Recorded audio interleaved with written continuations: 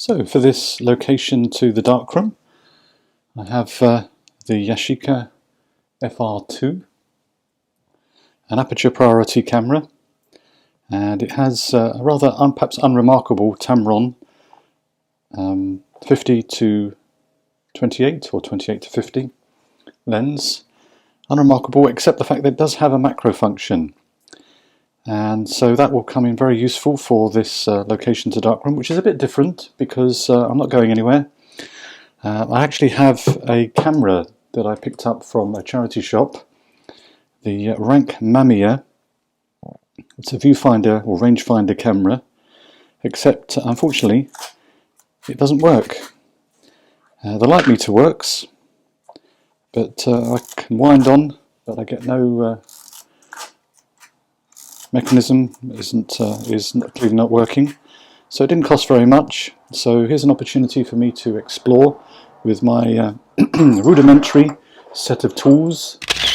I hope to perhaps open it up, take out, so I'm basically going to take out the bottom plate, take the top plate, and then remove this lens fitting so that I can get behind. I've already explored the front here. I can't seem to see anything except the fact that when I did take this off, a piece of metal came out. It wasn't attached to anything, so I think it might be coming from behind.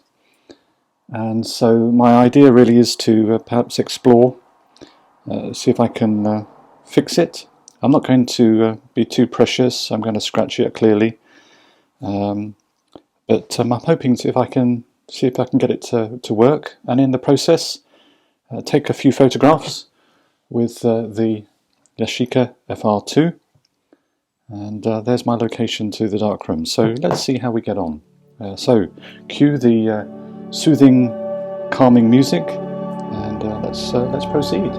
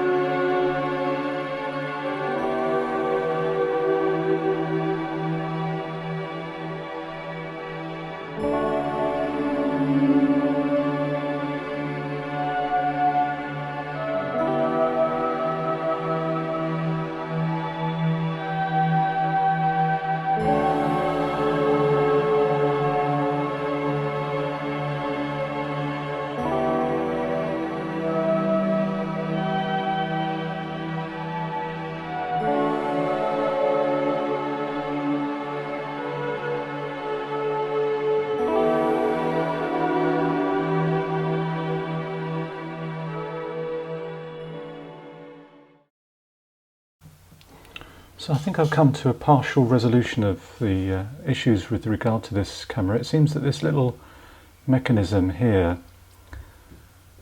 moves, and what it does is it moves the two aperture blades across during the actuation of the shutter, and it's that seems to be at least one of the issues, and it's related really to this little spring.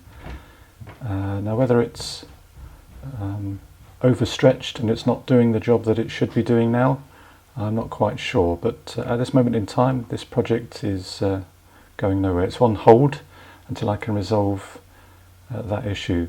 But in the meantime, of course, I've come to appreciate, as we look at all the parts that make up this camera, quite amazing really how this camera is put together. And I do of course have some images, and one particular that I will be printing.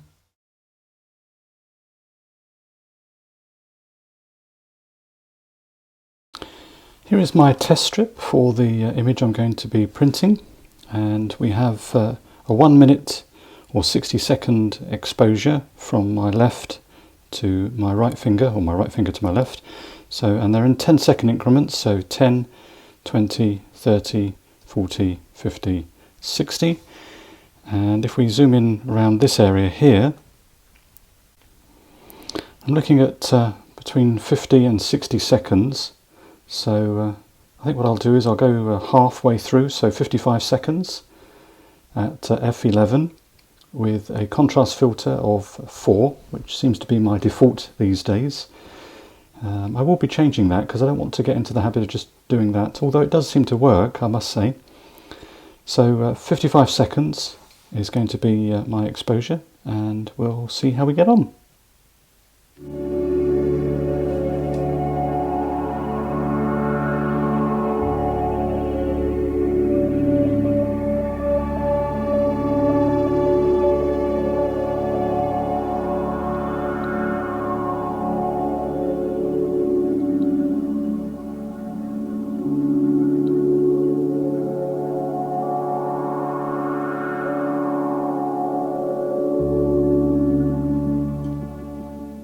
The final print, and yes, it seems to have come out really well. I'm really pleased with that.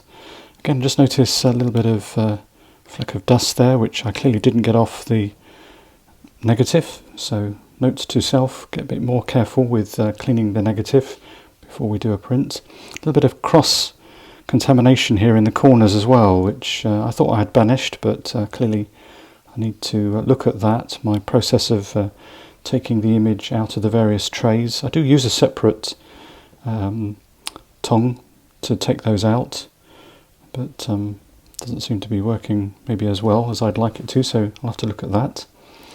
Now for a change, what I thought I would try and do, I've been doing a little bit of research on how to perhaps get a black border.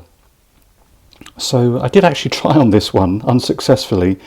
And the reason why it's not come out very successfully is that I kept it in the easel, and I thought another minute of taking the easel out and then exposing it for another minute would be sufficient, but it isn't. It needs a bit longer than that. So I have got another one that I did. So here's the second image, again using the same settings, f11, 55 seconds. And what I did was I didn't put it with the surround with the easel, which keeps the paper in place. I actually moved that out of the way, exposed the whole of the paper for 55 seconds. And then what I did was I put, I think it was an A5 binder, and you can just see the little corners there. And it actually cast a bit of a shadow. But this has been a bit of a fortuitous happenstance, if you like, because I actually feel it makes it look as though that there's a bit of hair around our character, and maybe these are his teeth. I suppose I could cut into the paper here and just do a little bit of craft work, as it were, and produce an image of an individual, a human face, but with camera parts. So fun project, definitely enjoyed doing it, and I will be doing it again. I'll certainly be exploring this, doing the black border. I'm not sure whether I prefer that or the white border, black border. white border, not quite sure.